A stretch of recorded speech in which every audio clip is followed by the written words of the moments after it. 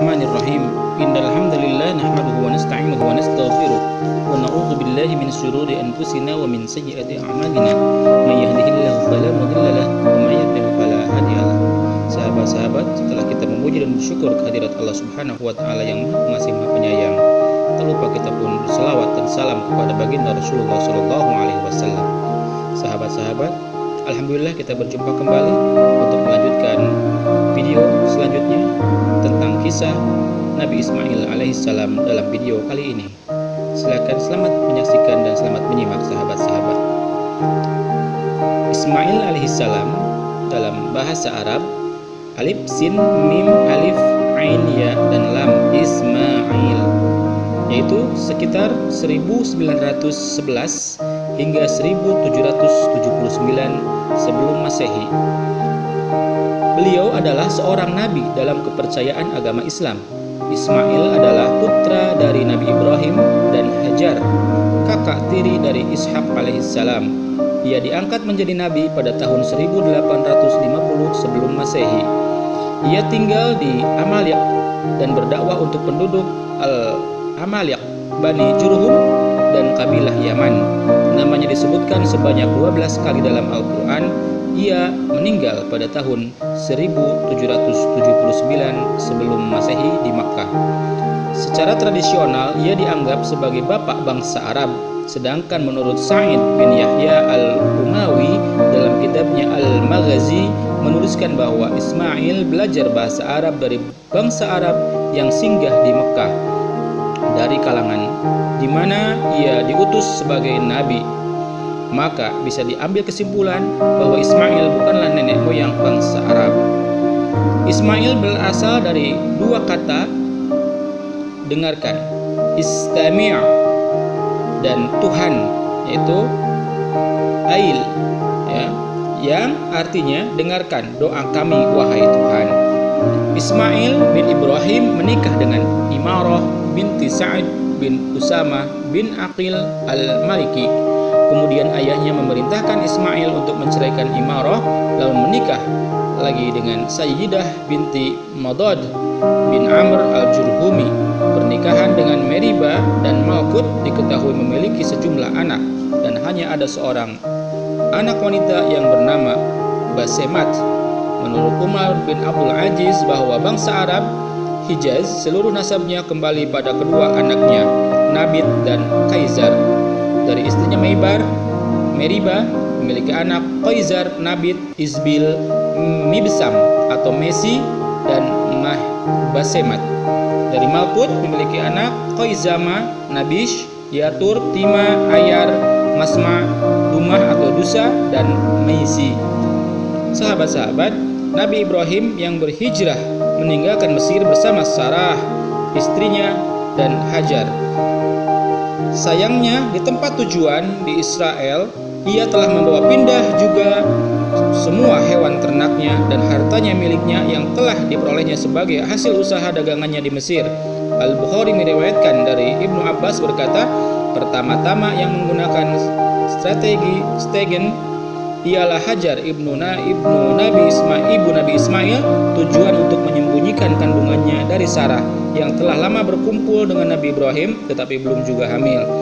Tetapi walaupun bagaimanapun juga akhirnya terbukalah rahasia yang disembunyikan itu dengan lahirnya Nabi Ismail, dan sebagai lazimnya seorang istri sebagai Sarah merasa telah dikalahkan oleh Hajar sebagai seorang kesayangannya atau istrinya yang diberikan kepada Nabi Ibrahim, dan sejak itulah Sarah merasakan bahwa Nabi Ibrahim lebih banyak mendekati Hajar karena merasa sangat gembira dengan putranya yang tunggal dan pertama itu. Hal ini yang menyebabkan permulaan ada keretakan dalam rumah tangga Nabi Ibrahim, sehingga Sarah merasa tidak tahan hati jika melihat Hajar dan minta pada Nabi Ibrahim supaya menjauhkannya dari matanya dan menempatkannya di tempat lain.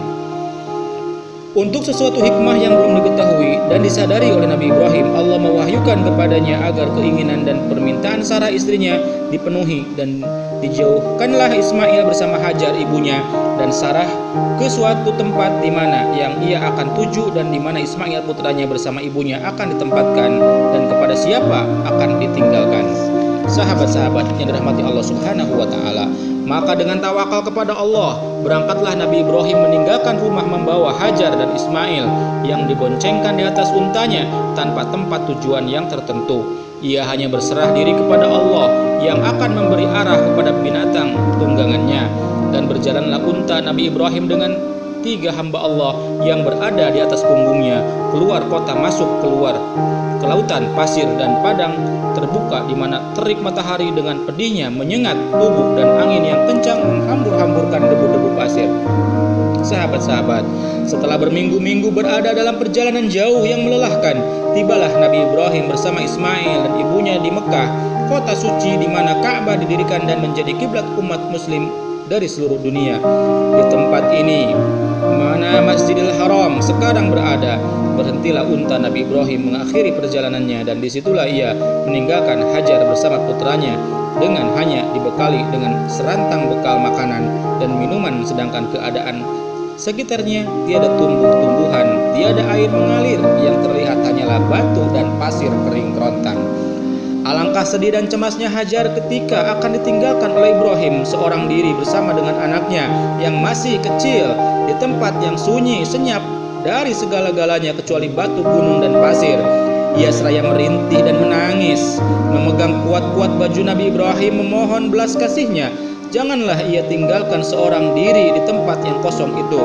Tiada seorang manusia, tiada seekor binatang, tiada pohon, dan tidak terlihat pula air mengalir.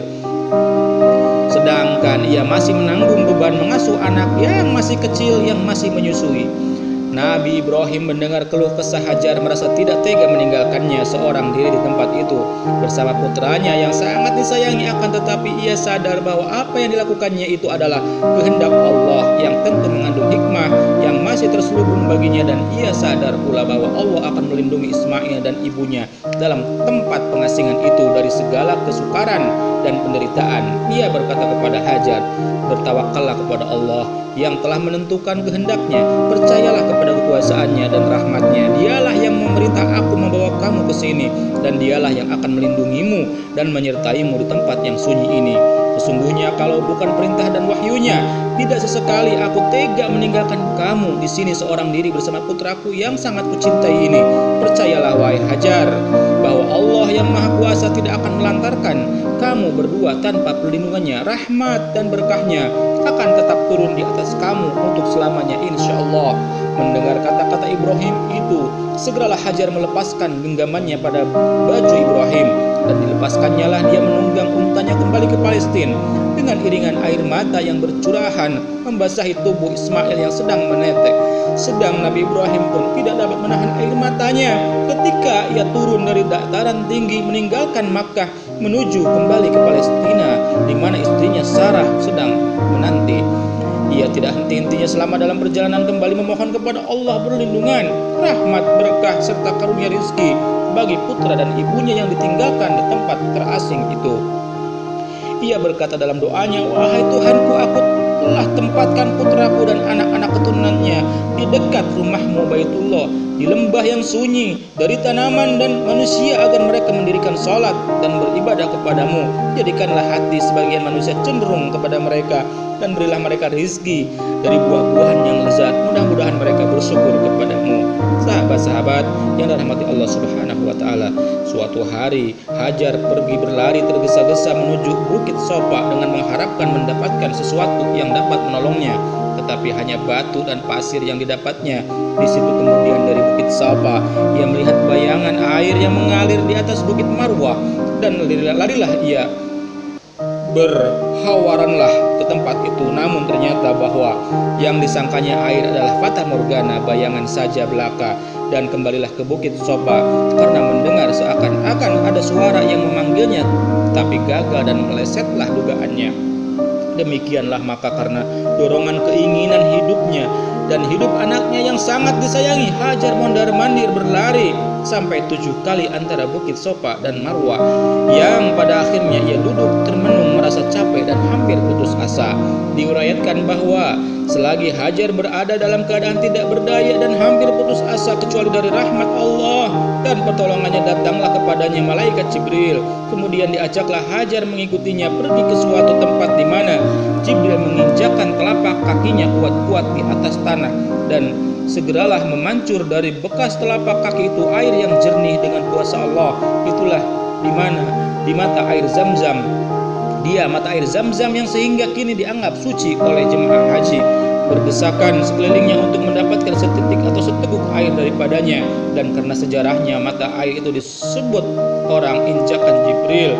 Ada juga yang mengatakan itu bekas air mata Nabi Ismail. Alangkah gembiranya dan lega dada Hajar melihat air yang mancur itu. Segera ia membasahi bibir putranya dengan air suci itu, dan segera pula terlihat wajah putranya segar kembali.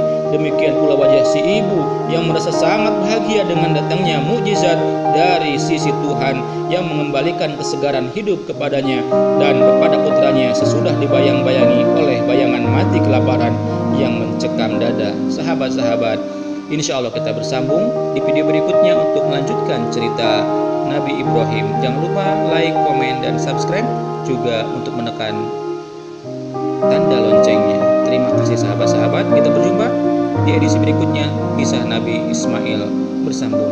Wassalamualaikum warahmatullahi wabarakatuh.